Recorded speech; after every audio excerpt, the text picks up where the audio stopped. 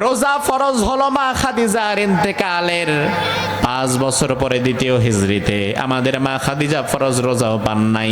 যাকাত ফরজ হলো, রোজা ফরজের সাথে সাথে তিনি ফরজ যাকাতও পান নাই। হজ ফরজ হলো আমাদের মা খাদিজার ইন্তেকালের 11 বছর পরে 8ম হিজরিতে। আমাদের মা খাদিজা ফরজ হজটাও পান নাই। আমার ভাই এবার একটু কান খুলে বসে থাকলে জবাব দিবেন। মা খাদিজা ফরজ নামাজ পান নাই, ফরজ হজ পান নাই, ফরজ যাকাত পান নাই, ফরজ রোজা পান নাই।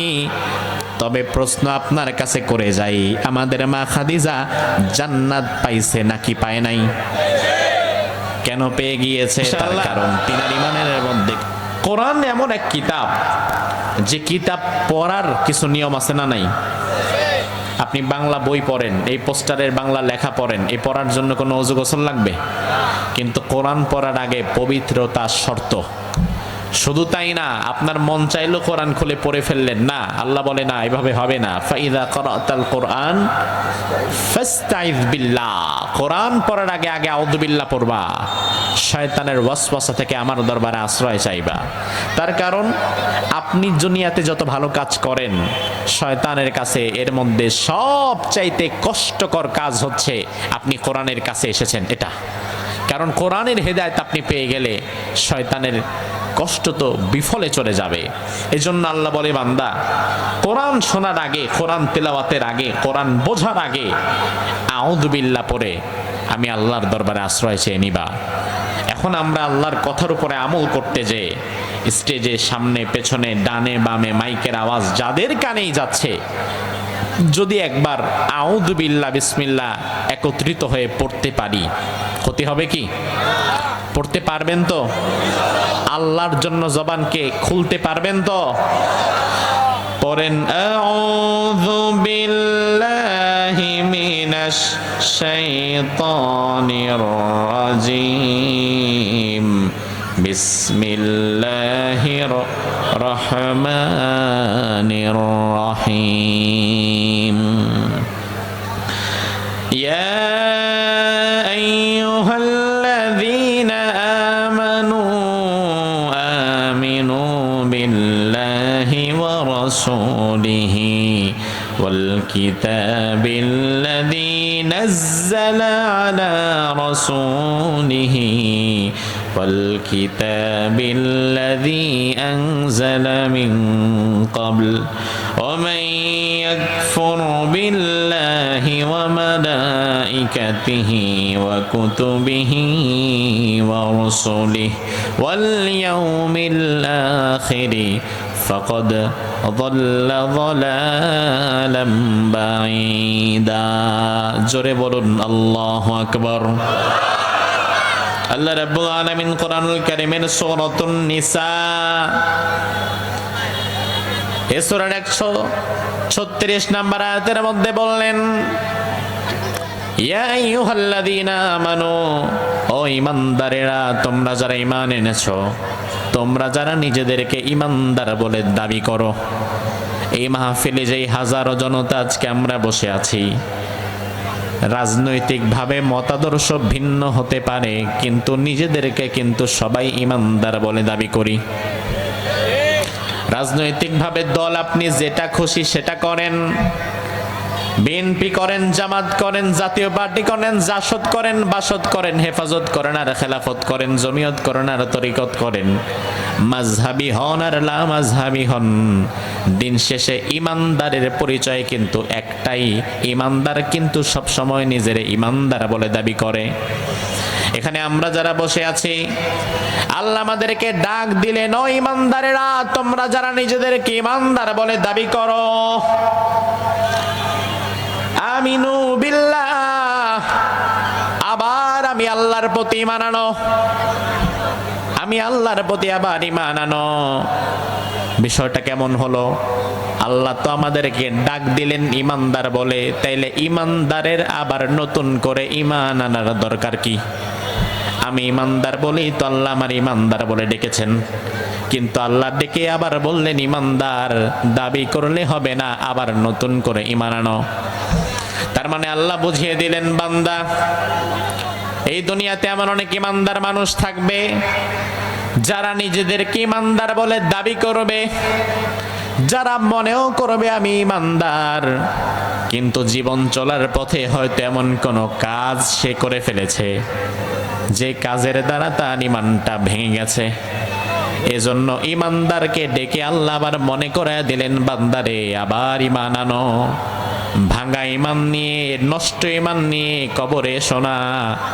তার কারণ কবরের মধ্যে তোমার টাকা পয়সা ক্ষমতা কোনোটাই যাবে না।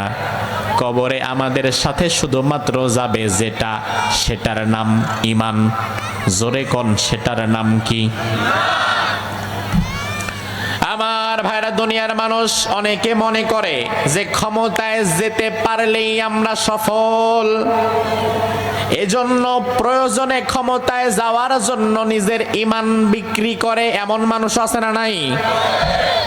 দুনিয়ার অনেক মানুষ মনে করে ক্ষমতায় যেতে পারলেই বুঝি সফল, ক্ষমতায় টিকে থাকতে পারলেই বুঝি সফল।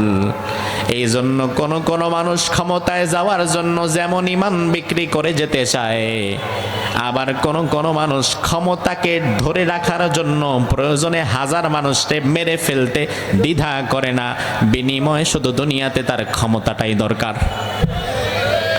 তার মানে ওই ব্যক্তি দুনিয়াতে ক্ষমতাকে তার চূড়ান্ত সফলতা ধরে নিয়েছে, যে ক্ষমতা ছাড়া আমার জীবনে আর কিচ্ছু নাই। আবার দুনিয়ার কিছু মানুষ আছে যারা মনে করে শুধুমাত্র অধিক সম্পদ কামানোর মধ্যেই সফলতা। এজন্য হালাল হারাম বাজ বিচার করে না, হালালও খায়, হারাম আসলে আরো বেশি খায়। আমার ভাইয়ের, এই জন্য মানে ফারুক রাদিয়াল্লাহু আনহু বলেন, মানে তাযাবি মাকানিহি ফালয়ানজুর ইলা ফিরাউন। দুনিয়ার কোন মানুষ যদি ক্ষমতায় যেতে পারলে আর ক্ষমতায় থাকতে পারলে সফল ভাবে নিজেকে, তাইলে সে যেন ফেরাউনের দিকে তাকায়। কারণ দুনিয়াতে সফল ব্যক্তিদের লিস্ট করলে সেখানে ফেরাউনের নাম থাকবে না, অথচ ফেরাউন ছিল ক্ষমতাবান। ওমরে ফারুক বললেন, ওয়া মান ইয়াতাযা বিমালিহি ফালয়ানজুর ইলা কারুন। দুনিয়ার মানুষ যদি অধিক সম্পদ কামানোটাকেই সফলতা মনে করে, তাহলে সে যেন কারুনের দিকে তাকায়। কারুনের বাড়ি ছিল মিশর। কোন দেশ? কথা কয় না। ফেরাউনের বাড়ি কই জানেন তো? ফেরাউনের বাড়ি মিশরে, কারুনের বাড়িও মিশরে। আমি রমজানে মিশরে ছিলাম, তখন ফেরাউনের স্মৃতিচিহ্ন যা রেখে গিয়েছে, কারুনের স্মৃতিচিহ্ন দেখে এসেছি। কারণের বিষয় আল্লাহ কোরআনের মধ্যে বলেন, ওয়া আতাইনাহু মিনাল কুনুজি মা ইন্না মাফাতিহাহু লাতানু বিল উসবাতি উলিল কুওয়া। কারণকে আল্লাহ এত ধন সম্পদ দিয়েছিল, ওই ধন সম্পদের চাবিগুলো সংরক্ষণ করার জন্য কারণের যে ধনভাণ্ডার ছিল, ওই ধনভাণ্ডারের চাবি সংরক্ষণের জন্য একজন দুইজন না 40 জন শক্তিশালী পুরুষ মানুষের দরকার হতো। কত বেশি সম্পদশালী ছিল সে, অথচ পৃথিবীতে সফল মানুষদের কাতারে কারণের নাম নাই। ওমর ফারুক বললেন, ওয়া মান ইয়াতাযা বিনাসাবিহি ফালয়ানজুর ইলা আবি লাহাব। কেউ যদি উচ্চ বংশে জন্মগ্রহণ করে নিজের বংশ মর্যাদা নিয়ে গৌরব করে, তাইলে সে যেন আবু লাহাবের দিকে তাকায়। কারণ বিশ্বনবীর বংশ কুরাইশ, আবু লাহাবের বংশ কুরাইশ। বিশ্বনবীর সৃষ্টির সেরা যদি হয়, আবু লাহাব হয়ে গেছে সৃষ্টির নিকৃষ্ট। বংশ কিন্তু একটাই। আমার ভাই, জন্য আমার ফারুক বললেন, ইন্নামাল ইজ্জাতু লিত্তাকওয়া। সফলতা সম্মান তাকওয়ার মাঝে, ঈমানের মাঝে। অধিক পয়সার মাঝে সফলতা নয়, ক্ষমতায় টিকে থাকার নামও সফলতা নয়। সফলতা হচ্ছে ঈমানের মাঝে। দুনিয়াতে যার টাকা নাই, পয়সা নাই, ক্ষমতা নাই, কিন্তু ঈমান আছে, ঈমান নিয়ে কবরে যেতে পেরেছে, জবাবটা আপনারা দেন, ওই ব্যক্তি কি ব্যর্থ নাকি সফল? আরো জোরে কোন। আবার দুনিয়াতে টাকাও আছে, ক্ষমতাও আছে, কিন্তু ঈমান নাই, ওই ব্যক্তি যদি কবরে যায় সফল না ব্যর্থ? এজন্য আল্লাহ রাব্বুল আলামিন আমাদেরকে ডেকে বললেন, ও ঈমানদার, দুনিয়ার সফলতা টাকার মাঝে না, ক্ষমতার মাঝে না, ইমানের মাঝে সফলতা। এই জন্য আবার ইমান আনো, ইমান যেন ভেঙে না যায়। ইমান যদি ভেঙে যায়, দেরি করো না, দেরি করো না, আবার ইমান নিয়ে ফেলো, আবার ইমান আনো, ইমানের উপর অবিচল থাকো। তার কারণ ইমান এমন এক মহামূল্যবান জিনিস। আমরা সবাই জান্নাতে যেতে চাই।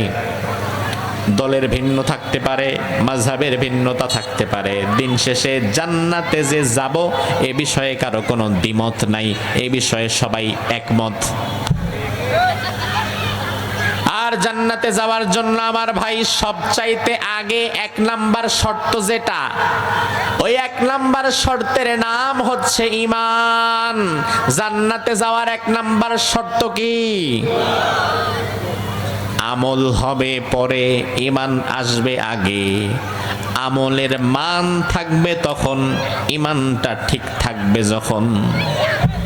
এখন আমাদের দেশের মানুষ আমলরে গুরুত্ব যত বেশি দেয়, ঈমানকে তত গুরুত্ব দেয় না। এজন্য দেখা যায় 14 বার হজ করে বিরাট হাজী সাহেব, 14 বার হজ করার পরে আবার সুদের ব্যবসা আগের মতোই চালায়। আছে না নাই? আমলের গুরুত্ব অনেক দিচ্ছে। মসজিদের প্রথম কাতারের মুসল্লি, নামাজ তার মিস হয় না, অথচ এই লোকটার ইমানের খবর নাই। আমলের চাইতে ইমানের দাম বেশি। তার কারণ নামাজ পড়তে পারে নাই, রোজা রাখতে পারে নাই, যাকাত দিতে পারে নাই, হজ করতে পারে নাই। ঈমান আনার পরেই ইন্তেকাল করেছে, জান্নাতি হয়ে গেছে। বিশ্বনবীর সাহাবীদের মধ্যে এমন সাহাবীও আছে না নাই? কথা কয় না, আছে না নাই? বারা বিন আযিব রাদিয়াল্লাহু আনহু থেকে বর্ণিত হাদিস, আতান নবী আলাইহিস সালাম রাজুলুন মুকান্নাউন বিল হাদিদ। আল্লাহর হাবিবের দরবারে একদিন এক ব্যক্তি এলেন, এসে দেখলেন রাসূল জিহাদের জন্য প্রস্তুত হচ্ছেন, জিহাদের ময়দানে যাবেন। জিহাদের ময়দানে যাওয়ার জন্য বিশ্বনবী লোহার বর্ম পরেছেন, লৌহ পোশাক পরিধান করে ফেলেছেন। বিশ্বনবীর সামনে ওই ব্যক্তি এসে দাঁড়িয়েছে, দাঁড়িয়ে বলল, ইয়া রাসূলুল্লাহ, আমি বুঝতে পেরেছি আপনি জিহাদে যাবেন, আপনি খুব ব্যস্ত, এ সময় আপনার থেকে বেশি সময় নেব না। তবে আমার একটা প্রশ্ন, আমি অনেক দূর থেকে এসেছি, উদ্দেশ্য ছিল আপনার সাথে সাক্ষাৎ করে ঈমান আনব। এখন যেহেতু আপনি জিহাদের ময়দানে যাচ্ছেন, আমি আপনার সাথে আগে জিহাদ করব নাকি ঈমান আনব জানতে চাই। উসলিমু আম উকাতিলু, আমি কি আগে জিহাদ করব নাকি আগে ঈমান আনব? আমার ভাই, ওই ব্যক্তি না বুঝে প্রশ্ন করেছেন যে আগে কি জিহাদ করা লাগবে নাকি ঈমান আনা লাগবে, আমার জানা নাই। আপনাদের কাছে যদি প্রশ্ন করা হয়, জবাব কি হবে? আগে জিহাদ না আগে ঈমান? আগে জিহাদ না ঈমান? আগে রোজা না ঈমান? আগে নামাজ না ঈমান? তার কারণ ঈমান থাকার পরেই না জিহাদের মূল্য আসবে, ঈমান থাকার পরেই না হজের মূল্য আসবে, ঈমান থাকার পরেই না নামাজের মূল্য আসবে, ঈমান থাকলেই না সেজদার মূল্য আসবে। এখন যে ব্যক্তির ঈমান নাই, সে যদি নামাজ পড়তে পড়তে কপালে ফোসকা ফালায়াও দেয়, ওই ব্যাটার নামাজের কোনো দাম নাই। তার কারণ ঈমান হচ্ছে একের মতো, একটা ঠিক রেখে এরপরে শূন্য একটা দিলে সংখ্যা 10, দুইটা দিলে সংখ্যা, তিনটা দিলে, চারটা দিলে, এভাবে শূন্য যত বাড়াবেন সংখ্যার মানও তত বাড়বে। এবার আপনি যদি সামনে থেকে এক মুছে ফেলেন, শূন্য দিতে দিতে দিতে দিতে যদি পায়রা 70 পর্যন্ত যান, দিন শেষে হিসাব করে দেখবেন শূন্য শূন্যই। এখন আপনি নামাজ পড়ছেন, রোজা রাখছেন, হজ করছেন, মাহফিলে আসছেন, সব ভালো কথা, কিন্তু যদি ঈমানের মধ্যে ভেজাল থাকে, ঈমান যদি নষ্ট হয়ে যায়, তাহলে হাজার নামাজ রোজা হজ করার পরেও কোনো লাভ হবে? ওই সাহাবী বললেন, ওই ব্যক্তি বললেন, ইয়া রাসূলুল্লাহ, আগে ঈমান আনবো না জিহাদ করব? বিশ্বনবী বললেন, আগে ঈমান আনো, আসলিম সুম্মা কাতিল, আগে ঈমান আনো তারপরে জিহাদ করো। ওই ব্যক্তি ঈমান আনলেন, ঈমান এনে সাথে সাথে জিহাদের ময়দানে চলে গেলেন, কিছু সময়ের মধ্যে শহীদ হয়ে গেলেন। আল্লাহর হাবিব জিহাদের পরপরেই এই নব মুসলিমের লাশটা দেখে বললেন, আমিলা কলিলাও ওয়া উজরা কাসীরা, লোকটা আমল করেছে খুব কম কিন্তু পুরস্কার পেয়ে গেছে অনেক বড়। আমার ভাই লক্ষ্য করে একটু তাকিয়ে দেখেন তো, যে এই লোকটার ব্যাপারে রাসূল এই কথা বললেন, তার আমল নামায় কি নামাজ আছে? আছে। হজ আছে, যাকাত, রোজা, কিন্তু রাসূল তো বলেছেন সে জান্নাত পেয়ে গেছে। তার কারণ তার ছিল ঈমান। কি ছিল? এখন নামাজ নাই, তার মানে কি? মানে হচ্ছে নামাজ পড়ার সুযোগ পান নাই, রোজা নাই মানে রোজা রাখার সুযোগটাও পান নাই। মা খাদিজাতুল কুবরা রাদিয়াল্লাহু আনহা তিনি ইন্তেকাল করেছিলেন আগে আগে, যখন নামাজ ফরজ হয় নাই। মা খাদিজাতুল কুবরা রাদিয়াল্লাহু আনহা ইন্তেকাল করলেন নবুয়াতের 10ম সনে, নামাজ ফরজ হলো 12 সনে। মা খাদিজার ইন্তেকালের 2 বছর পরে আমাদের মা খাদিজা ফরজ নামাজ পান নাই। ঈমানের মধ্যে কোনো ভেজাল ছিল। অন্যদিকে আরেক ব্যক্তির খবর আমরা জানি, তার নাম আব্দুল্লাহ বিন উবাই। নামাজ পড়েছে রাসূলুল্লাহর সাথে, হজও করেছে, রোজা যাকাত সবকিছুই ঠিকঠাক করেছে, আমলের কোনো অভাব নাই। অথচ এই লোকটা মারা যাওয়ার পরে আল্লাহ বললেন, ও নবী, ওয়ালা তাকুম আলা কবরিহি, মুনাফিকের জন্য কোন দোয়া তো দূরের কথা, মুনাফিকের কবরের পাশ দিয়ে আপনি হাঁটবেন না কখনো, আমি নিষেধ করে দিলাম। আমার ভাই লক্ষ্য করেন, আব্দুল্লাহ বিন উবাই তার জীবনে নামাজ আছে, হজ আছে, যাকাত আছে, রোজা আছে, আমলের কোনো কমতি নাই, কিন্তু জান্নাত পায় নাই। তার কারণ আমলের পাহাড় জমায়া ফেলছে, কিন্তু ঈমানের মধ্যে গন্ডগোল লাগাইছে। এখন আমাদের সমাজে আব্দুল্লাহ বিন উবাইয়ের মতো মানুষের অভাব নাই, যাদের কাছে আপনি মাহফিলের জন্য চাঁদা চাইবেন, চাঁদা দিয়ে দিবে, সমস্যা নাই। যাদের কাছে মসজিদের জন্য সাদাকা চাইবেন, দিয়ে দিবে, সমস্যা নাই। যাদেরকে নামাজের জন্য ডাকবেন, নামাজে আসবে, সমস্যা নাই। অথচ ওই মানুষগুলো নিজেরা না জেনে তাদের ঈমানটা নিজেরাই ভেঙে ফেলে বসে আছে। আজকের আলোচনায় এই আয়াতের উপরে মূলত হবে ঈমান ভাঙার কারণ। তার কারণে জাতির মাঝে ঈমানের ওয়াজ হয় সবচাইতে কম, এই জন্য এই জাতি সবচাইতে বেশি ভেজাল করে ঈমানের মধ্যে। নামাজের ওয়াজের অভাব নাই, জিকিরের ওয়াজের অভাব নাই, মা বাবার খেদমতের ওয়াজের অভাব নাই, কিন্তু ঈমান যে সবার আগে দরকার, ঈমান যে মোস্ট গুরুত্বপূর্ণ বিষয়, এই জাতি এটা বোঝে না। তার কারণ এই বিষয়ে ওয়াজ হয় কম, এই জাতি ঈমানরে কোনো পাত্তাই দেয় না। মনে করে ছোটবেলায় ঈমান আনছি, ঈমান আবার আমার ভাঙে কেমনে। আমার ভাই মজার বিষয় হচ্ছে, ঈমান যে ভাঙে এই খবর আজকে জীবনে প্রথম শুনলো অনেকেই, যে ঈমান আবার ভাঙে নাকি।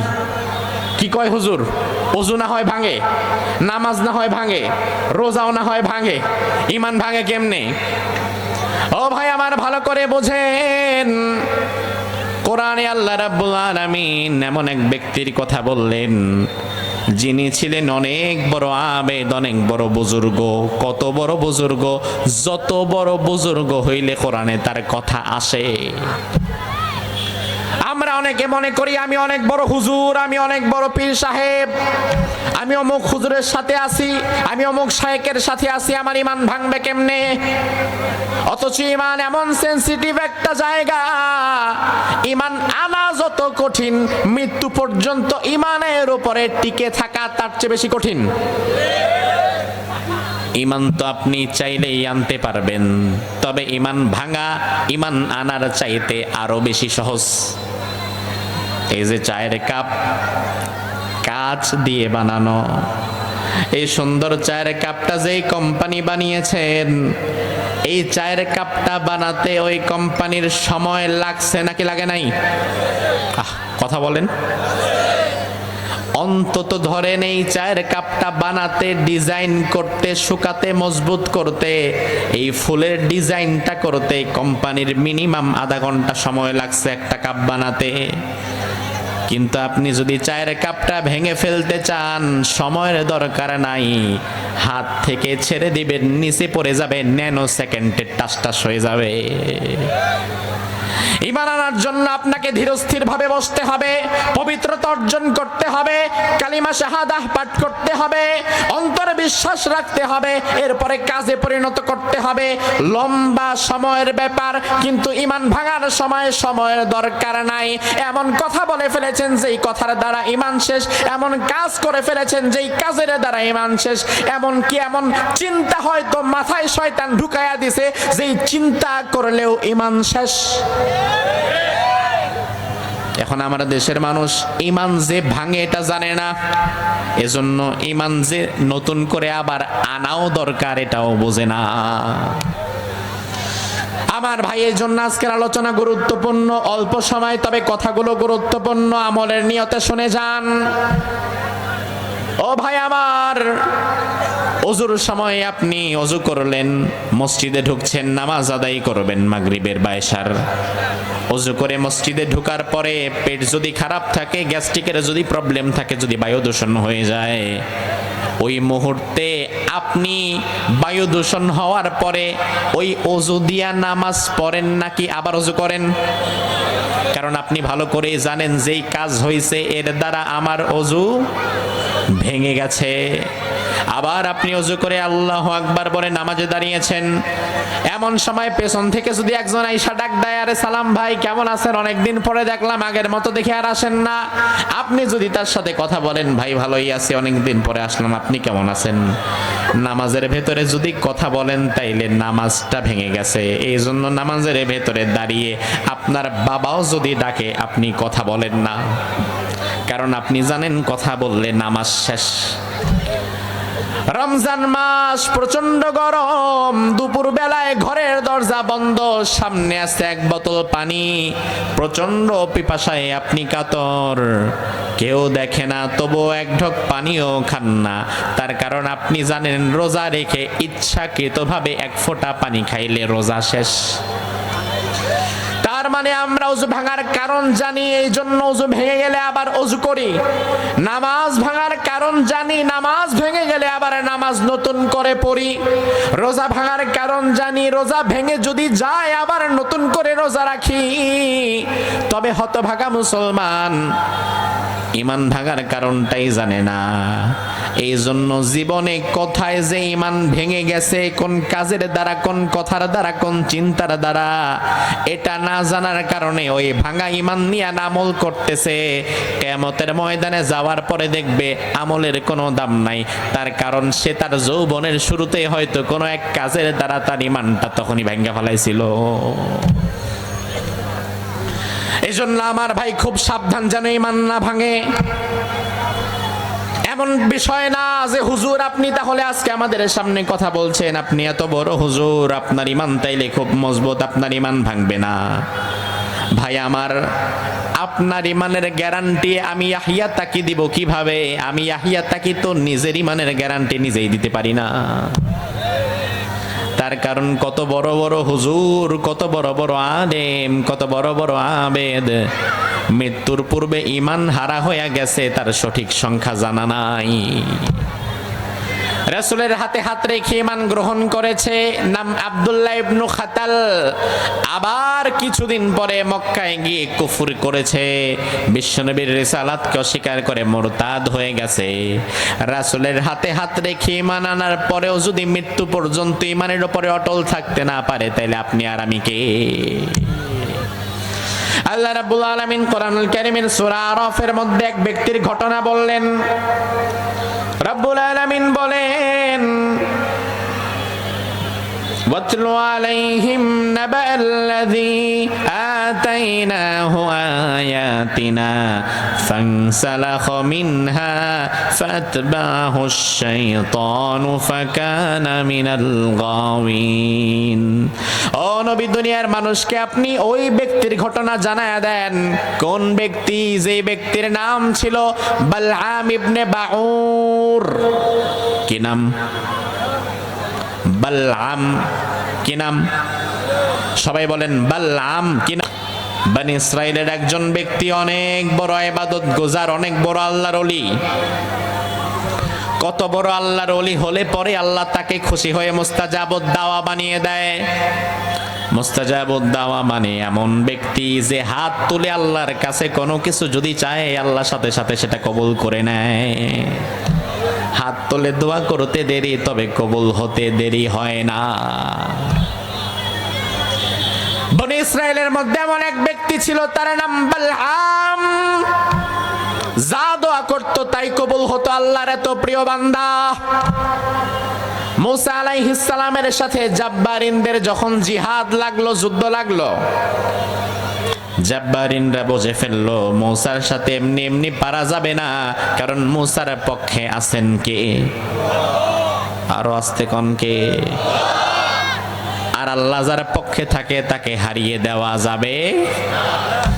জাব্বারিনরা চিন্তা করলো আল্লাহ মুসার পক্ষে আছে, মুসার সাথে পারা যাবে না, তবে একটা কাজ করা যায়। বালআম তো অনেক বড় বুজুর্গ আল্লাহর ওলি, বালআম যে দোয়া করে আল্লাহ সেটাই কবুল করে।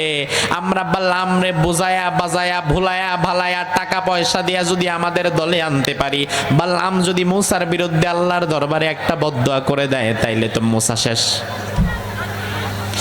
জাব্বারিনের লোকেরা বালআম ইবনে বাওরের কাছে চলে গেল বিশাল বড় অঙ্কের অর্থ নিয়ে, বিশাল বড় অঙ্কের অর্থ নিয়ে, স্বর্ণ মুদ্রা হীরা জহরত টাকা পয়সা বিরাট একটা বক্স বালআমের কাছে চলে গেল। সুন্দরভাবে গিয়ে বলল আপনার জীবন চলার জন্য কোনো কাজ করা লাগবে না, এমন কিছু আনছি সারা বছর বসে বসে খাবেন, সারা জীবন খাবেন। বালআম বলল কেন আমার এগুলা দিবেন, কাজ কি আপনাদের? জাব্বারিনরা বলল একটা বদদোয়া করা লাগবে। বালআম বলল কার বিরুদ্ধে বদদোয়া করব? কারণ আপনারা তো ভালো করেই জানেন আমি যেটা বলি আল্লাহ আমার আল্লাহ সেটাই শুনে। জাব্বারিনের লোকেরা বলল আর কারো বিরুদ্ধে না, বনি ইসরাইলের নবী মুসার বিরুদ্ধে বদদোয়া করা লাগবে। নাউজুবিল্লাহ বলেন। কারণ মুসা কার নবী? ওয়াকাল্লামাল্লাহু মুসা তাকলিমা। মুসা নবী সরাসরি আল্লাহর সাথে কথা বলতেন। জাব্বারিনরা বলল মুসার বিরুদ্ধে বদদোয়া করবেন যেন আল্লাহ মুসার উপরে গজব ফালায়, মুসারে হারায় দেয় আর আমাদের জিতায় দেয়, তাইলে যা আনছি সব আপনারে দিয়ে যাব। বালআম বলল অসম্ভব, অসম্ভব কোনোদিন না, কারণ মুসা আল্লাহর পয়গাম্বার, আল্লাহর পয়গাম্বারের বিরুদ্ধে আল্লাহর দরবারে বদদোয়া করা যায় না। জাব্বারিনরা বলল দেখেন চিন্তা করে, কারণ জানছি সারা জীবনে কাজ করলেও পাবেন না। আল্লাহ রাব্বুল আলামিন কোরআনের মধ্যে বললেন ওয়ালাউ শি'না লারাফানাহু বিহা ওয়ালাকিন্নাহু আখলাদা ইলাল আরদি ওয়াত্তাবা হাওয়া। আমি আল্লাহ রাব্বুল আলামিন বালআমকে আমার কিতাবের জ্ঞান দিয়েছিলাম, অনেক উচ্চ মর্যাদার জায়গা তাকে দিয়েছিলাম। সে যদি দুনিয়ার লোভে না পড়তো আমি আল্লাহ তার মর্যাদা আরো বাড়িয়ে দিতাম, কিন্তু হঠাৎ করে সে দুনিয়ার লোভে পড়ে গেল, সম্পদের লোভে পড়ে গেল। এবার সে ওই সম্পদগুলোকে নিজের কাছে নিয়ে হাত তুললো দোয়া করার জন্য মুসার বিরুদ্ধে। আল্লাহ রাব্বুল আলামিনের বিরুদ্ধে এবার বালআম হাত তুলেছে, আল্লাহর কাছে মুসার বিরুদ্ধে বদদোয়া করবে, হাত তুলেছে। হাত তুলে এবার বালআম যখনই মুসা নবীর বিরুদ্ধে আল্লাহর দরবারে বদদোয়া করবে, আমার ভাই বুঝে থাকলে জবাব দেন, দোয়া করা বদদোয়া করা অথরিটি যদিও আমাদের আছে, কিন্তু কবুল করার মালিক কি আমরা নাকি আল্লাহ? কবুল করার মালিক কে? এবার বালআম তো দুনিয়ার লোভে পড়ে মুসার বিরুদ্ধে হাত তুলেছে, বদদোয়া করবে। টাকা আছে যেদিকে হুজুরের দোয়া যায় সেদিকে, এমন হুজুর আছে না নাই? এই যে নির্বাচন আসবে আর 6-7 মাস পরে, কয়েক মাস পরে যদি আসে, তাহলে দেখবেন নির্বাচনের সময় মসজিদে মসজিদে হুজুরদের দোয়া তাল বেতাল।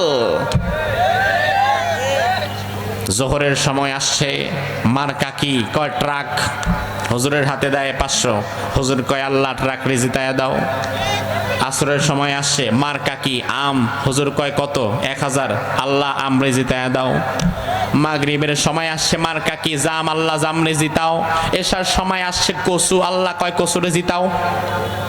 ভাই আমার বুঝেন, আসন একটা জিতবে যে কোনো একজন, তাইলে হুজুর যে হাদিয়া নেয় পকেটে ঢুকায় আর দোয়া করে, এক আসনে 4 জনের জন্য বদদোয়া করে। আল্লাহ কয় কি রে, জিতবে একজন, তুই ভালো করেই জানিস দোয়া করলি 4 জনের জন্য, ঘটনা কি? আমাদের সমাজে এমন মানুষ আছে যারা জালিমের পক্ষে দোয়া করে। বালাম জালিমের পক্ষে দোয়া করলো, আর মুসা নবীর বিরুদ্ধে যখন বদদোয়া করলো, জাব্বারিনদের পক্ষে যখন দোয়া করতে গেল, কোরআনে আল্লাহ বললেন ইন তাহমিল আলাইহি আলহাস আও তাতরুকহু আলহাস, তাকে আমি কুকুরের মতো করে দিলাম। আমি আল্লাহ রাব্বুল আলামিন কুকুরের জিহ্বাটা যেমন নাভি পর্যন্ত ঝুলে, কুকুরের জিহ্বাটা যেমন বের করে কুকুর হাঁপাইতে থাকে, বালাম যখন বদদোয়া করা শুরু করলো আর জালিমের পক্ষে দোয়া করা শুরু করলো, আমি আল্লাহ বালামের জিহ্বাটাকেও কুকুরের মতো নাভি পর্যন্ত ঝুলাইয়া দিলাম। বালামের জবান থেকে তখন আর কোনো কথা আসে না।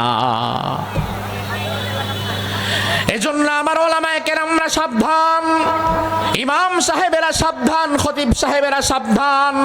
500 টাকা, 2000 টাকা, 5000 টাকা, 10,000 টাকার জন্য সাক্ষাৎ জালিম যেই লোকটা ক্ষমতায় গেলে জুলুম করবে, এটা আপনি জানেন। যে ক্ষমতায় যাওয়ার আগেও মানুষের উপরে জুলুম করেছে, ক্ষমতায় যাওয়ার আগেই চাঁদাবাজি আর ধান্দাবাজি করেছে, আপনি ভালো করেই জানেন। এই লোক যদি ক্ষমতায় যায় আরো বড় জালিম হয়ে যাবে। এমন জালিমের জন্য টাকা খেয়ে দোয়া করা জায়েজ নাই।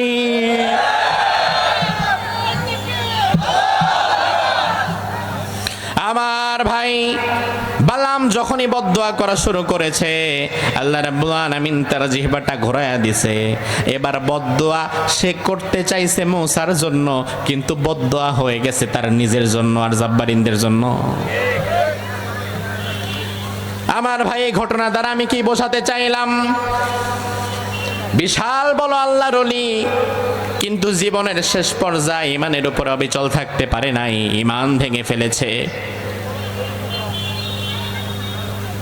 তাইলে এখন যারা আমরা এত বড় আল্লাহর ওলি না, অন্তত বালামের মতো আল্লাহর ওলি আমরা এখানে একজনও নাই যে দোয়া করলেই কবুল। তাইলে বালাম যদি নিজেই তার ইমান হারায় ফেলে, রাসূলের হাতে হাত রেখে ইবনু খাতাল যদি ইমান হারিয়ে ফেলে, তাইলে ওই ইমানের প্রতি আমাদের যত্ন নেওয়ার দরকার আছে না নাই? ইমান সবচেয়ে দামি জিনিস। বিশ্বনবী বললেন ইন্না বাইনা ইয়াদাইস সাআতি ফিতানান কাকিতাইল লাইলিল মুযলিম ইউসবিহুর রাজুলু ফিহা মুমিনান ওয়া ইউমসি কাফিরা ওয়া ইউমসি মুমিনান ওয়া ইউসবিহু কাফিরা। আল্লাহর হাবিব ১৫০০ বছর আগে বলে গিয়েছেন, ও আমার উম্মতেরা সাবধান হয়ে যাও, অচিরেই তোমাদের সামনে এমন এক জামানা আসবে, ওই জামানায় সকাল বেলায় ঈমানদার থাকবে তো সন্ধ্যা বেলায় বেঈমান হয়ে যাবে, আবার সন্ধ্যা বেলায় ঈমানদার দাবি করবে তো সকাল বেলায় বেঈমান হয়ে যাবে। আমি রংপুরের এই হাজারো জনতার কাছে জবাব চাই, রাসূল যে বললেন সকাল বেলায় ঈমানদার সন্ধ্যা বেলায় বেঈমান, সন্ধ্যা বেলায় ঈমানদার সকাল বেলায় বেঈমান, এমন জামানা কি সামনে আসবে না এসেছে? এমন জামানা তো চলছে যেখানে মানুষ 500 টাকার কাছে ঈমান বিক্রি করে। এমন জামানা চলছে যেখানে মানুষ উঠতে বসতে হাসতে খেলতে খেলতে ঈমান বিক্রি করে। ও ভাই আমার, ঈমানের দাম যেহেতু সবচাইতে বেশি, আর সবচাইতে বেশি যেই জিনিসের দাম, ওই জিনিসের হেফাজত করা লাগে তত বেশি। এই যে মাহফিলে এসে বসে আছেন, অনেকে তো মাশাআল্লাহ 150 টাকা 50 টাকার স্যান্ডেলটাও নিজের সামনে কোলের মধ্যে বসায় রাখছেন যেন না হারায়। ঠিক আপনি যখন এই জুতা স্যান্ডেল পরে ঘরে যাবেন, মাহফিল শেষ করে বাড়িতে ঢুকবেন, বাড়ি যদি হয় কাঁচা, তাহলে আপনার স্যান্ডেলটা থাকবে ঘরের বাহিরে। 100-150 টাকার স্যান্ডেল আপনি ঘরের ভেতরে ঢুকাবেন না, কিন্তু আপনার সাথে যদি একটা ফোন থাকে, মোবাইল থাকে, ওই মোবাইলটা ঠিকই আপনি ঘরের মধ্যে নিয়ে রাখা দিবেন, ওটা বাহিরে রাখবেন না।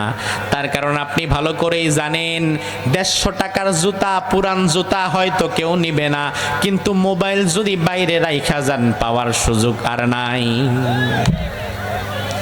আবার ঘরের মধ্যে যদি 2-4 ভরি স্বর্ণ থাকে, গোল্ড থাকে, মোবাইলটা ঠিকই আপনি রাখেন আলমারির উপরে, বিছনার পাশে, খাটের উপরে, কিন্তু আপনার ঘরে যদি 2-4-5 ভরি স্বর্ণ অলংকার থাকে, টেবিলের উপরে, খাটের উপরে সিপায় সাপায় ফালায়া রাখেন না, সেটারে ঢোকান সিন্ধুকের ভেতরে। কারণ ওটার দাম আরো বেশি, ওটার গুরুত্ব আরো বেশি, ওটাকে হেফাজত করা লাগবে আরো বেশি। এখন ইমানের দাম যেহেতু সবচাইতে বেশি, ইমান নিয়ে যাওয়ার জন্য শয়তান সব সময় প্রস্তুত থাকে।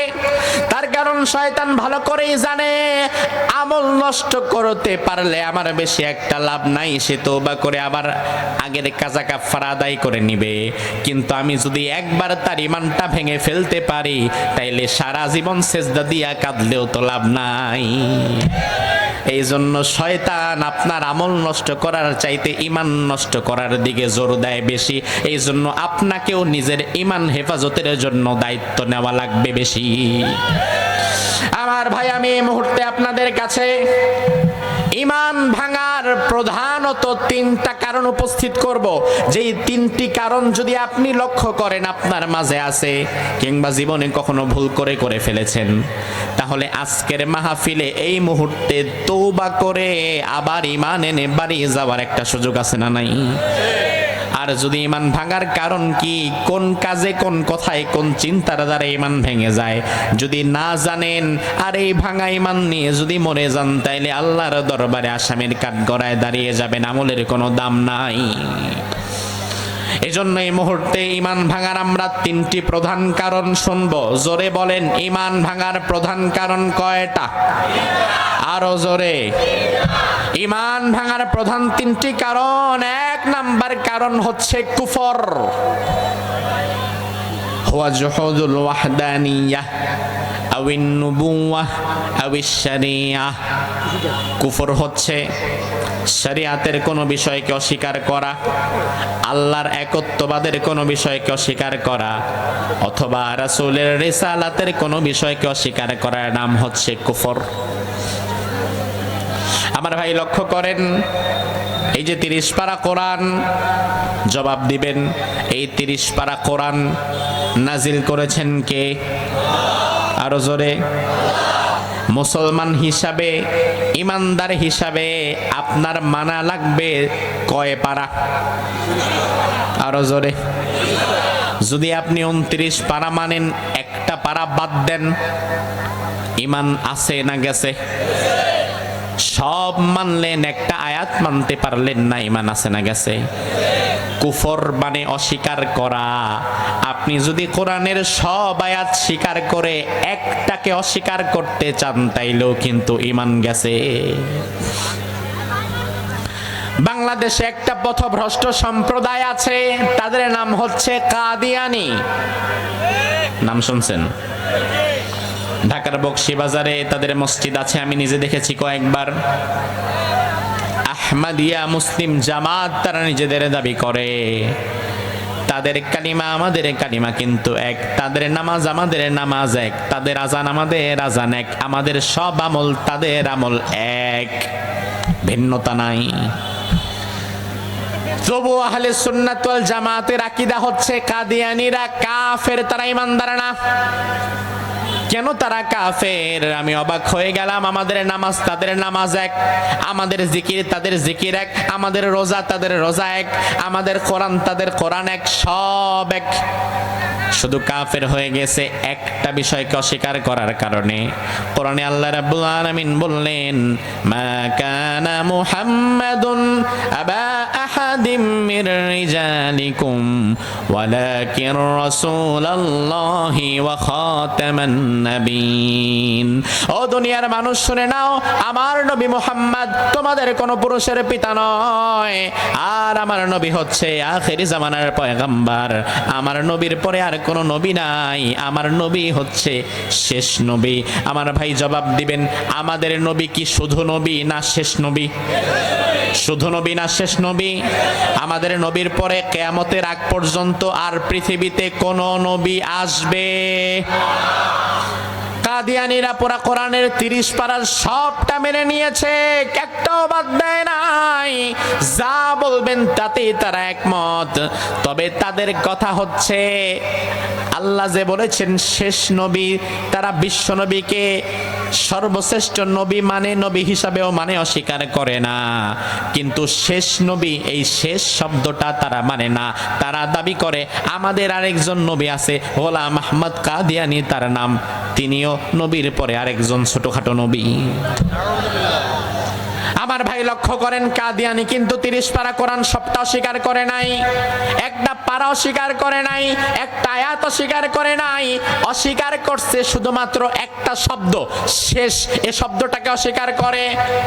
একটা শব্দ অস্বীকার করার কারণে আমাদের সবার একটাই কথা, কাদিয়ানী যারা তারা ইমানদার না, তারা বেঈমান। তারা কি? জোরে কোন? তার কারণ কোরআনে কারিমের অস্বীকার করছে একটা মাত্র শব্দ, আয়াত না, একটা মাত্র শব্দ। এবার আমার ভাই আপনি মজা নিচ্ছেন, কাদিয়ানীরে কাফের বলে আপনি মুখে ফেনা তুলছেন। এবার আপনার দিকে তাকান, আপনার ইমানের খবর কি? আপনার দিকে তাকান, আপনি এমন এক রাজনৈতিক দলের কর্মী, আগামীকাল রংপুর মহানগরে বিশাল সমাবেশ হবে, আপনার রাজনৈতিক দলের সব বড় বড় নেতারা ঢাকা থেকে আসছে, আপনি কর্মী হিসাবে আপনিও সেখানে গেছেন। আপনার নেতা বিশাল বড় জনসমাবেশের মধ্যে দাঁড়ায় বক্তব্য দিচ্ছে, রংপুরে আমাদেরকে সুসংগঠিত হয়ে কাজ করতে হবে, জনগণের পাশে আমাদেরকে থাকতে হবে, জনগণ যদি আমাদেরকে ভোট দেয় তাহলে আমরা সরকার গঠন করব, তার কারণ জনগণ সকল ক্ষমতার উৎস। নেতার কথা শুনে আপনি বললেন ঠিক ঠিক ঠিক, সেই বক্তব্য হয়েছে। আমার ভাই লক্ষ্য করেন, যার তার কথা শুনে আগে আন্দাজে ঠিক বলা যাবে না, আগে বোঝা লাগবে সে বলল কি, কতটুকু নেওয়া যাবে আর কতটুকু নেওয়া যাবে না সেটা বোঝার মতো জ্ঞান থাকা লাগবে, অন্যথায় আন্দাজে ঠিক বলবেন না। আপনার নেতা বলল জনগণ আমাদের সাথে থাকবে, কোনো সমস্যা নাই, আপনার নেতা বলল জনগণের জন্য কাজ করতে হবে, তাতেও কোনো আপত্তি নাই, তাতেও কোনো সমস্যা নাই। কিন্তু আপনার নেতা যখন বলল জনগণ সকল ক্ষমতার উৎস, ওই মুহূর্তে হয়েছে সমস্যা। তার কারণ কোরআনে তো আল্লাহ ভিন্ন কথা বলে। আল্লাহ রাব্বুল আলামিনকে যদি আপনি বলেন আল্লাহ সকল ক্ষমতার মালিক কে, উৎস কে, কোরআনের মধ্যে আল্লাহ কি বললেন দেখেন, রব্বুল আলামিন কোরআনের মধ্যে বলেন তাবারাকাল্লাযী বিয়াদিহিল মুলকু ওয়া হুয়া আলা কুল্লি শাইইন কাদির। ও ইমানদার শুনে নাও, সকল ক্ষমতার মালিক আমি আল্লাহ, বরকতময় সেই সত্তা, বিয়াদিহিল মুলক, যার হাতে সব ক্ষমতা। তাইলে সব ক্ষমতা কি জনগণের হাতে না আল্লাহর হাতে? আল্লাহর কাছে বললেন আন্নাল কুওয়াতা লিল্লাহি জামিআ, সব ক্ষমতার উৎস আমি আল্লাহ, সব ক্ষমতার মালিক আমি আল্লাহ।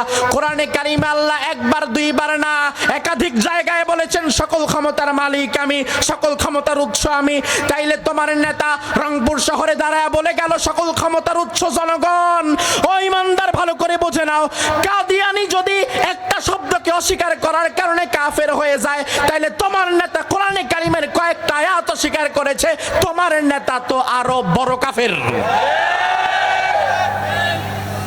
তুমি তো সেই নেতার কথার সাথে তাল মিলাইলা, ওই তাল মিলানোর পরে তোমার ইমানটাও তো শেষ।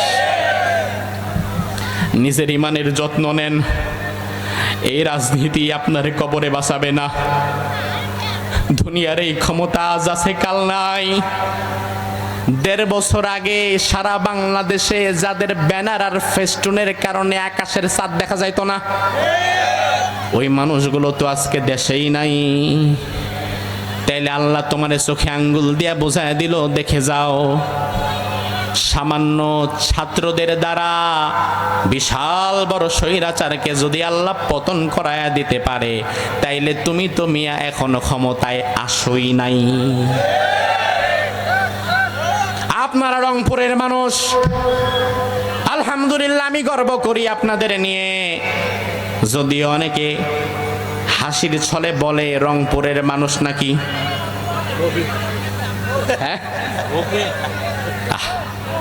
অনেক মানুষ আহারে হাসতে হাসতে বলে যে রংপুরের মানুষ, রংপুরে যাচ্ছে হুজুর, রংপুরের মানুষ তো মফিজ।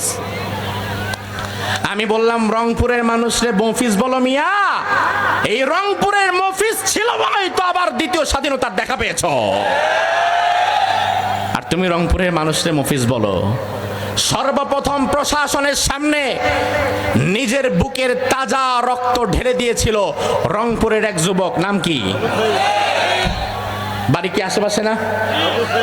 কাছাকাছি তো বাড়ি। আপনাদের রংপুরের সন্তান আবু সাইদের রক্তের মধ্য দিয়ে আবার দ্বিতীয় স্বাধীনতার স্বাদ আমরা পেয়েছি, ঠিক কিনা? জুলাই বিপ্লব হয়েছে।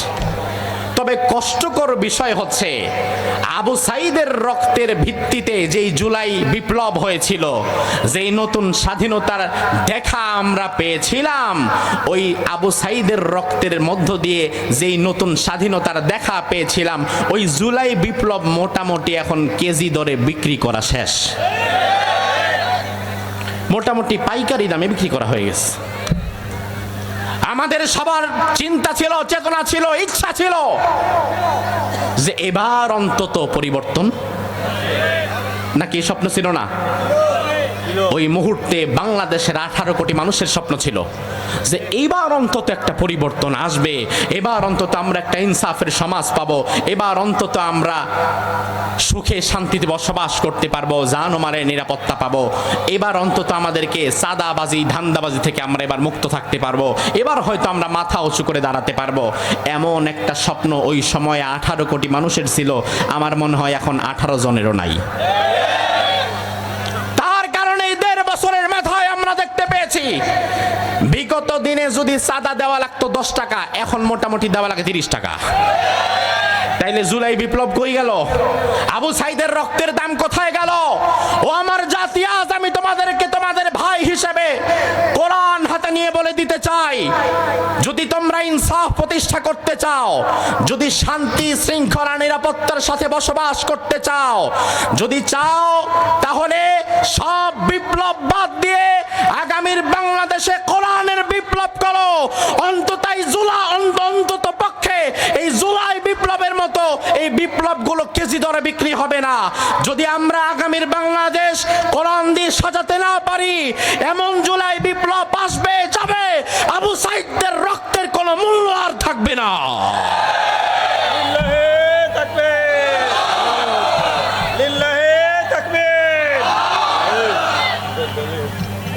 এজন্য যদি যুক্তি চান, মুক্তি চান, বাঁচতে চান, তাহলে একটি কিতাবের কাছে ফিরে আসা দরকার। সেই কিতাবের নাম কি?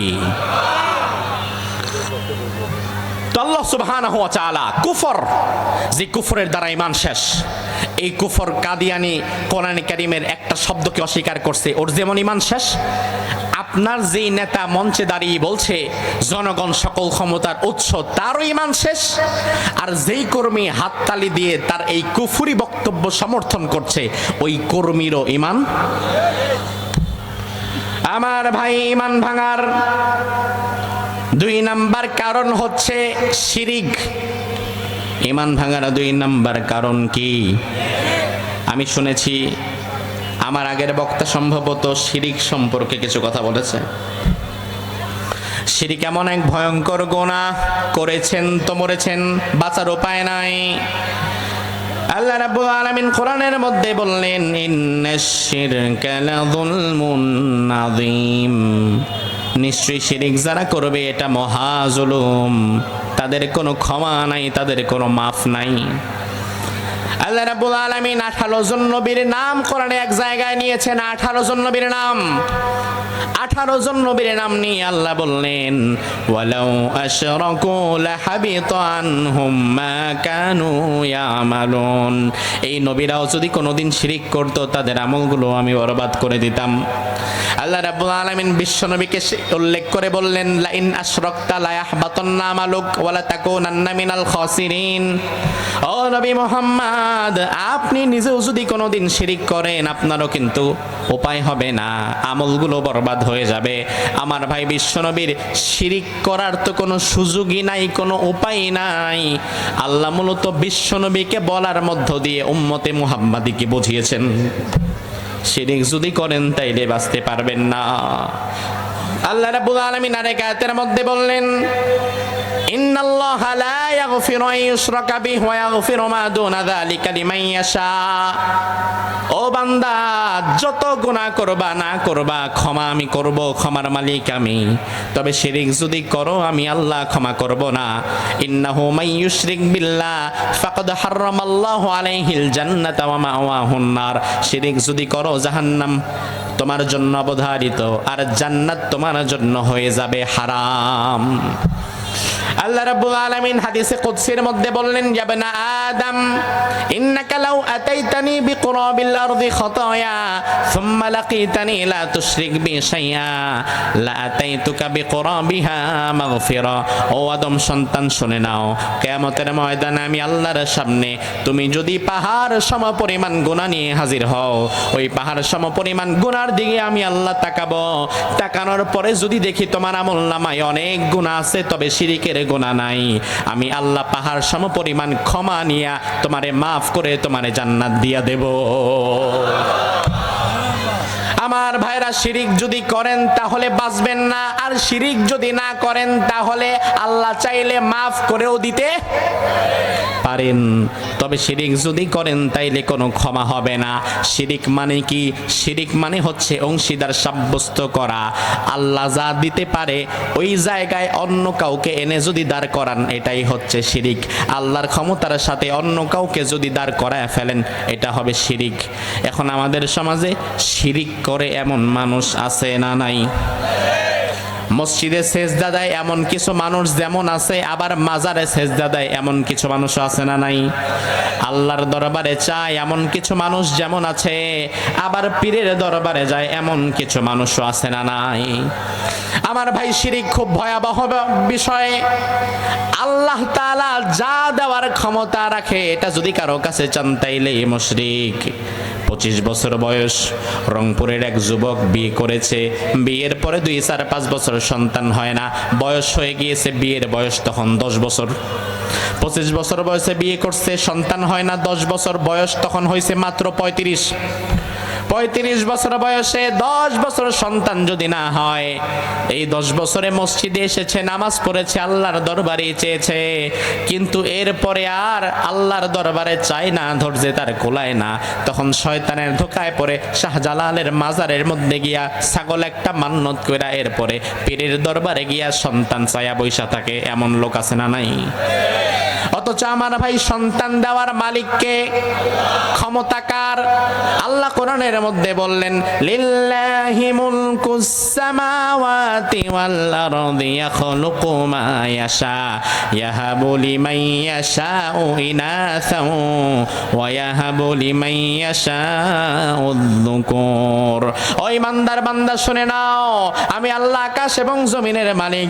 আমি যারে চাই তাকে পুত্র সন্তান দেই, আমি যারে চাই তাকে কন্যা দেই, আবার আমি আল্লাহ যাকে চাই না তারে একটাও দেই না। এই ক্ষমতা কার? তাইলে তুমি যখন অন্য কোনো মাজারের মরা ব্যক্তির কাছে সন্তান চাইলা, তুমি বোঝায় দিলা এই মরা ব্যক্তি আল্লাহর মতো সন্তান দেওয়ার ক্ষমতা রাখে। তাইলে আল্লাহর ক্ষমতার সাথে অন্য কারো ক্ষমতাকে দাঁড় করানোটাই হচ্ছে। আপনি বলবেন হুজুর আল্লাহ বাঁচাইছে, আমার সন্তানাদির অভাব নাই, এই জন্য মাজারের মধ্যে গিয়ে আমার কোনো কিছু চাওয়াও লাগে না। তবে আপনি হয়তো শিরিক করেন আরেক জায়গায়, কারণ বাংলাদেশের মানুষ এক একজন এক এক ঘাটের পানি খায়া ঈমান হারায়। আমার ভাই, আল্লাহ রাব্বুল আলামিন কোরআনের মধ্যে বললেন আলা লাহুল খালকু ওয়াল আমর।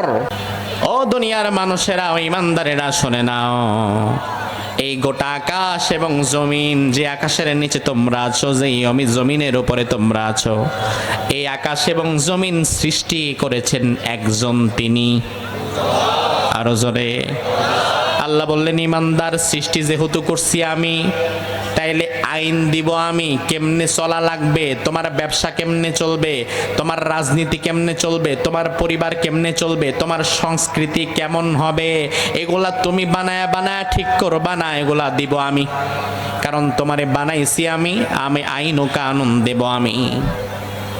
এই যে মোবাইল, আইফোন, অ্যাপেল কোম্পানি এই প্রোডাক্টটা বানিয়েছে।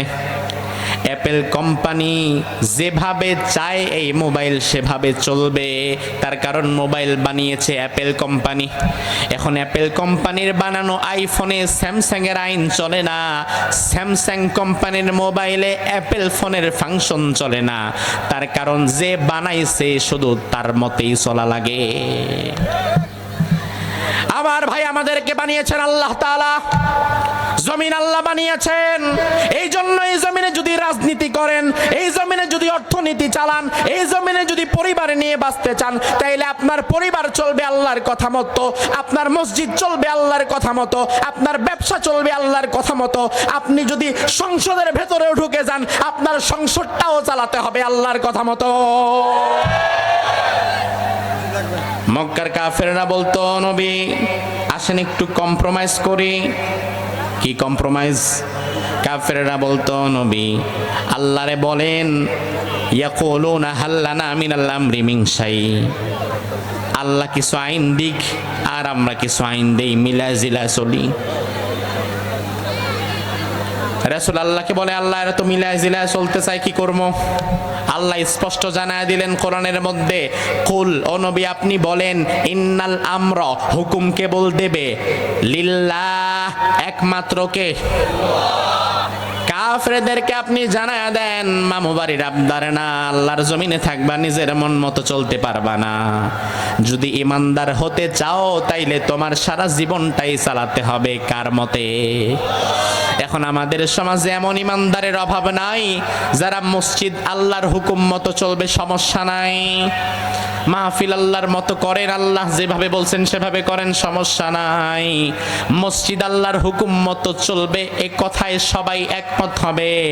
দেশটাও আল্লাহর হুকুম মতো চালানো লাগবে, আল্লাহর কোরআন দিয়া পরিচালিত করতে হবে, এ কথার পক্ষে সবাই একমত তখন আর হবে না।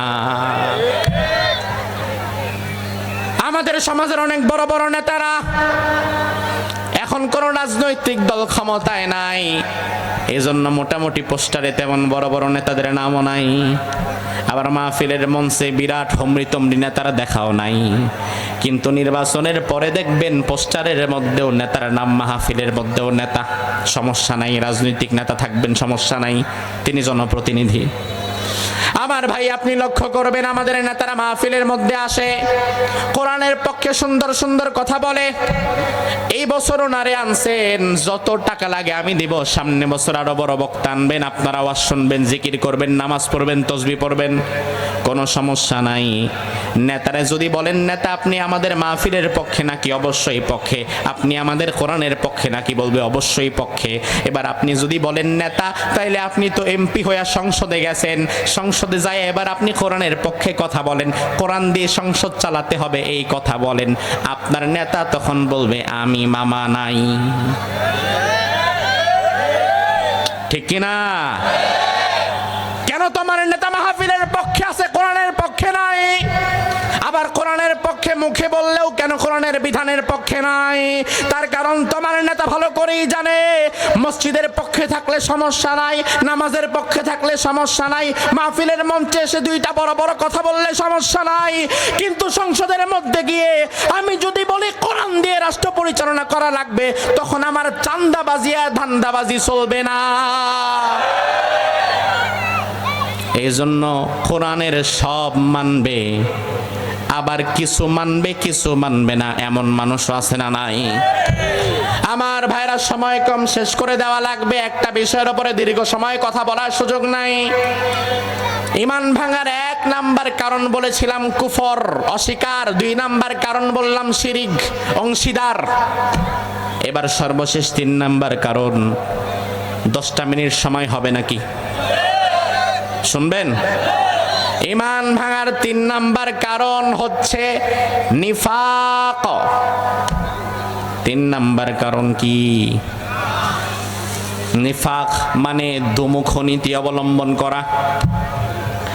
নিফাক একটা রোগ, এই রোগ যার ভিতরে ঢুকে তার নাম বলা হয় মুনাফিক। কি রোগের নাম? নিফাক। আক্রান্ত রোগীর নাম মুনাফিক। তাইলে এই নিফাক রোগে আক্রান্ত মুনাফিক কি আমাদের সমাজে আছে না নাই?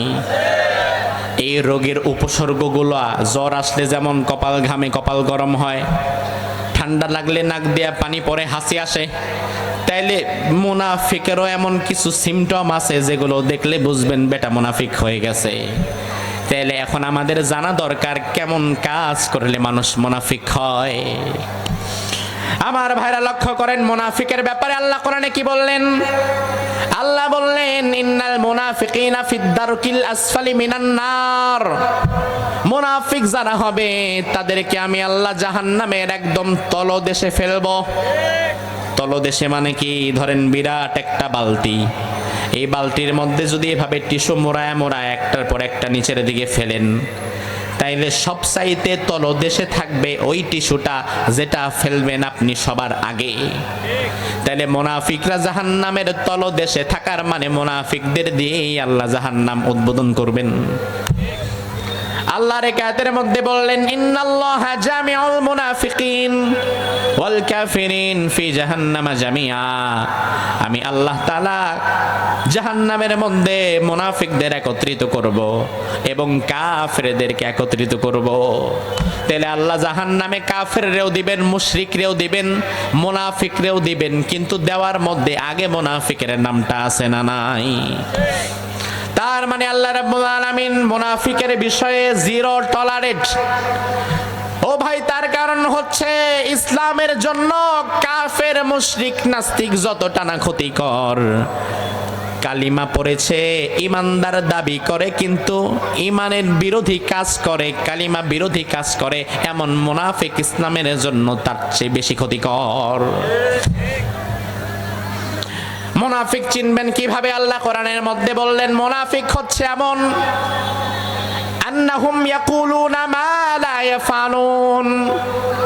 তারা মুখে বলবে একটা কিন্তু ভেতরে ভেতরে পরিকল্পনা করবে আরেকটা। মুখে বলবে একটা তবে কাজ করবে আরেকটা। মুখে বলবে জনগণের দুঃখ দেখে বাঁচি না, মরে যাই মরে যাই, আবার ভেতরে গিয়া বলবে আমারে ক্ষমতায় টিকায়া রাখতে প্রয়োজনে কয়েক হাজার লাশ ফালা দাও, আমার সমস্যা নাই। মুখের কথার সাথে অন্তরের মিল নাই, অন্তরের সাথে মুখের মিল নাই। মুখে যা বলবে কাজে সেটা করবে না। অর্থাৎ আল্লাহ সহজ ভাবে বোঝায়া দিলেন যাদের কথার সাথে কাজের মিল পাবা না তারা হবে, জোরে কোন, আমাদের সমাজে এমন লোক আছে না নাই? এই যে আমরা মাহফিলে বসে আছি, এশার নামাজ আমরা কম বেশি পড়েছি, এশার নামাজের পরে 2 রাকাত সুন্নত আছে না নাই? এরপরে বিতির আছে না নাই? ফিকহে হানাফি অনুসরণ যারা করেন, বিতরে সালাত যারা 3 রাকাত আদায় করেন, তৃতীয় রাকাতে হাত আরেকবার উঠান, হাত আরেকবার উঠানোর পরে একটা দোয়া পড়েন, ওই দোয়ার নাম হচ্ছে দোয়ায়ে কুনুত আমরা পড়ি আল্লাহুম্মা ইন্না নাস্তাইনুকা ওয়া নাস্তাগফিরুকা ওয়া নু'মিনু বিকা ওয়া নাতাওয়াক্কালু আলাইকা ওয়া নুসনি আলাইকাল খায়র ওয়া নাশকুরুকা ওয়া লা নাকফুরুকা ওয়া নাখলাউ ওয়া নাতরুকু মান ইয়াফজুরুকা। আমার ভাই, দোয়ায়ে কুনুত আপনারা কেউ জোর করে পড়ায় না, আপনি নিজেই আল্লাহর সাথে, এটা একটা কমিটমেন্ট। আল্লাহর সাথে আপনি নিজেই নামাজের মধ্যে দাঁড়ায় একটা ওয়াদা করতেছেন। আপনি আল্লাহরে বললেন আল্লাহ আমি শুধু তোমার গোলামি করি, তোমার ইবাদত করি, তুমি ছাড়া আমি কারো গোলামি করি না। বলতে বলতে এক পর্যায়ে আপনি বললেন আয় আল্লাহ ওয়া নাতরুকু মান ইয়াফজুরুকা, যারা সমাজে পাপাচারে লিপ্ত থাকে এমন পাপাচারী জালিমের সাথে আমার কোনো সম্পর্ক নাই। আপনি নামাজে দোয়ায়ে কুনুতে আল্লাহরে এই কথা নিজেই বলছেন, ফেরেশতা আপনারে পিটায়া বলায় নাই, আপনি নিজ থেকেই বললেন। এবার নামাজ শেষ করে আপনি মসজিদ থেকে বের হচ্ছেন, সামনে একটা লম্বা মিছিল চলে যাচ্ছে, কারণ নির্বাচনের সময় মিছিল শোডাউন কমে না বাড়ে। বিশাল বড় মিছিল, আপনি নামাজের পরে বের হচ্ছেন, মিছিল থেকে একজন আপনারা ডাক দিল, এই সালাম ভাইয়া এদিকে আসেন, আসেন আসেন তাড়াতাড়ি আসেন, আপনার জন্য মিছিলে জায়গা রাখছি আসেন। আপনিও দৌড়ায় আসাই মিছিলের মধ্যে ঢুকে গেলেন। ভাই আমার, আপনি ভালো করেই জানেন এই মিছিলে আপনার সামনের লোকটা নামাজি না, এই মিছিলে আপনার পেছনের লোকটা গাঁজা খায়, আপনার ডানের লোকটা মদ খায়, আপনার বামের লোকটা মানুষের হক আত্মসাৎ করে সাদাবাজি করে খায়। অর্থাৎ এমন একটা মিছিলের মধ্যে আপনি পড়ে গেলেন যে এই মিছিলে আপনার সামনে পেছনের ডানে বামে সব সাদাবাজ, হাইজাকার, খারাপ মানুষ, মদখোর, জিনাকারের কারখানা, একটাও নামাজি ইমানদার ভালো মানুষ না, আপনি ভালো করেই জানেন। তাহলে একটু আগে আপনি নামাজের মধ্যে দাঁড়িয়ে আল্লাহরে বললেন, আল্লাহ সমাজে যারা অন্যায় করে, পাপাচার করে, যারা জুলুম করে তাদের সাথে আমার কোনো সম্পর্ক নাই। আবার নামাজ থেকে বের হয়ে খারাপ মানুষের মিছিলের মধ্যে ঢুকে গেলেন, কথার সাথে আপনার কাজেরও কোনো মিল নাই, আপনারও কিন্তু মুনাফিক হওয়া লাগবে। আপনি বলছেন একটা আর কর্মগতভাবে করলেন আরেকটা। এজন্য আল্লাহ কোরআনের মধ্যে বললেন, ইয়া আইয়ুহাল্লাযীনা আমানুত্তাকুল্লাহ, ও ঈমানদারেরা আল্লাহকে ভয় করো। ভয় করা লাগবে কাকে? ওয়া কুনু মাস সাদিকিন, আর সত্যবাদী ভালো মানুষের সঙ্গী হও। কোরআনে আল্লাহ আপনাকে বারবার বলেছেন ভালো মানুষের সঙ্গী হওয়ার জন্য। তার কারণ আপনি নিজে ভালো মানুষ, কিন্তু যদি আপনার ডানে বামে সামনে পেছনে শুধু খারাপ মানুষেরাই থাকে, ওই খারাপ মানুষদের সঙ্গে ওঠা বসা চলাফেরা করতে করতে মৃত্যুর আগে আপনারও খারাপ হওয়ার সম্ভাবনা থেকে যায়। কারণ 10টা খারাপ আমের মধ্যে একটা ভালো আম টিকে থাকতে পারে না। আবার আপনি খুব একটা ভালো মানুষ হতে পারেন নাই, তবে আপনি সব সময় নামাজি, ইমানদার, মুমিন, মুত্তাকি, পরহেজগার, উলামায়ে কেরাম যারা থাকে, মসজিদের ইমামের সাথে আপনার ভালো সম্পর্ক, আপনার সম্পর্ক এলাকার ভালো মানুষের সাথে। আপনি নিজে যদি বেশি ভালো মানুষ হতে নাও পারেন, ওই ভালো মানুষদের সাথে থাকার কারণে আপনার ভেতরে আমলগত কিছু পার্থক্য হয়ে যাবে। আপনি ধীরে ধীরে তাদের মতো ভালো হওয়ার চিন্তা করবেন। 5 জন বেনামাজির সাথে যদি আপনি ঘোরেন, তাইলে 6ষ্ঠ নাম্বার বেনামাজি আপনি নিজে হবেন। 5 জন মদখোরের সাথে যদি আপনি ঘোরেন, আপনি মদ খান না, 2-4-6 মাস পরে মদ আপনারও ধরবে। আর যদি আপনি 5 জন নামাজির সাথে থাকেন, নামাজ আপনি ঠিক মতো পড়েন না, কিন্তু 2-4-6 মাস পরে 6 নাম্বার নামাজিটা আপনি হবেন। আমার ভাইয়ের জন্য আল্লাহ রাব্বুল আলামিন কোরআনে বারবার বললেন, ভালো মানুষের সাথী হও, সত্যবাদীদের সাথী হও, অন্যায়কারীদের সাথে তোমরা মিশো না।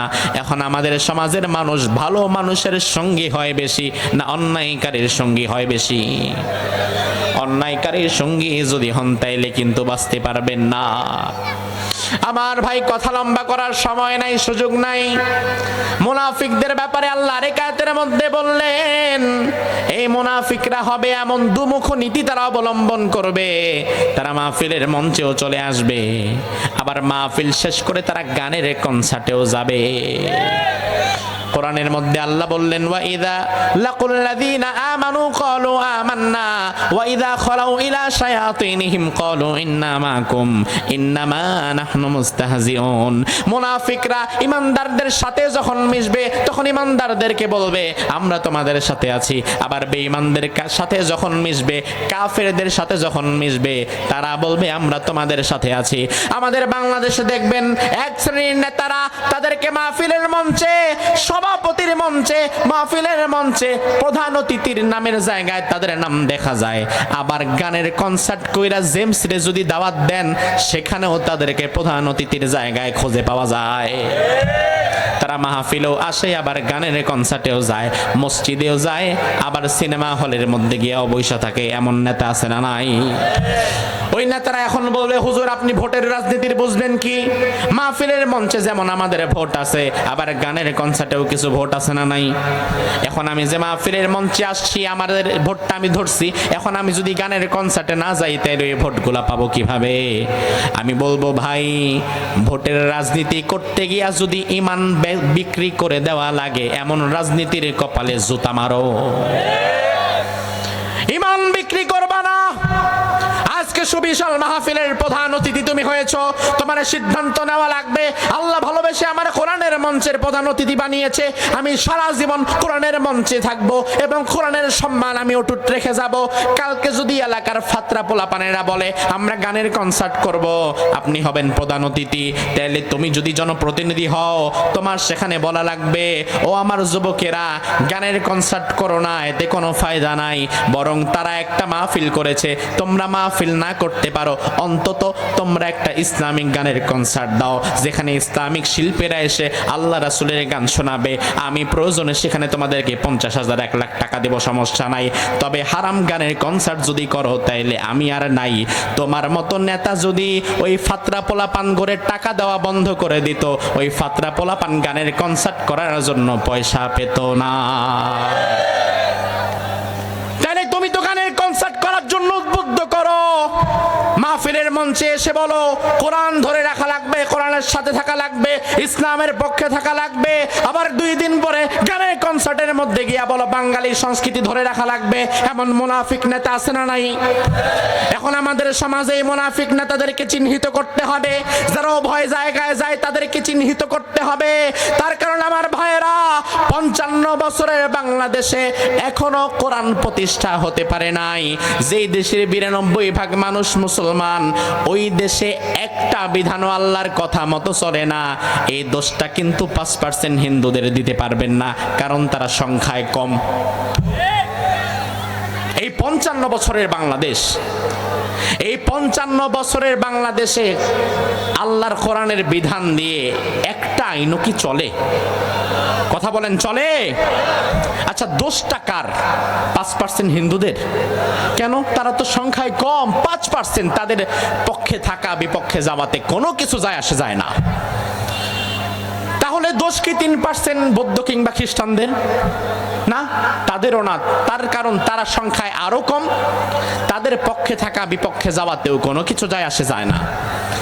যেই দেশে 92% মানুষ মুসলমান, এই দেশে 55 বছর কোরআন দিয়ে একটা বিধান প্রতিষ্ঠা হতে পারে নাই, তার কারণ 5% হিন্দু কিংবা 3% বৌদ্ধ কিংবা খ্রিস্টান নয়। তার পেছনে সবচেয়ে বড় কারণ হচ্ছে মুসলমান নামধারী কিছু মুনাফিকের বাচ্চা, যারা কোরআন পড়তে রাজি, নামাজ পড়তে রাজি, কিন্তু কোরআন দিয়ে সমাজ চালাতে হবে এর পক্ষে তারা রাজি না। আমার ভাইরা, সর্বশেষ কথা বলে যাই, মুখের কথার সাথে কাজের মিল না থাকলে মুনাফিক হওয়া লাগবে।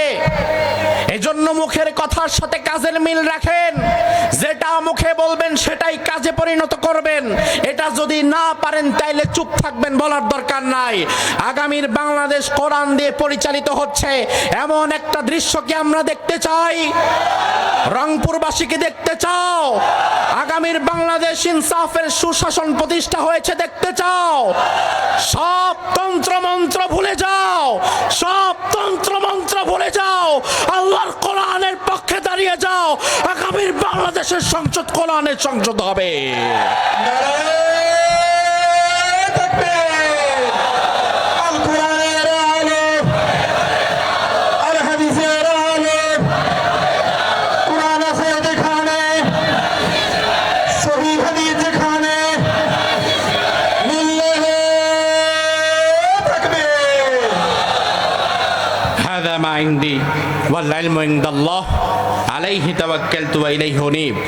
আমরা ইনশাল্লাহ একসঙ্গে বিদায় নেব। মনোযোগ হবে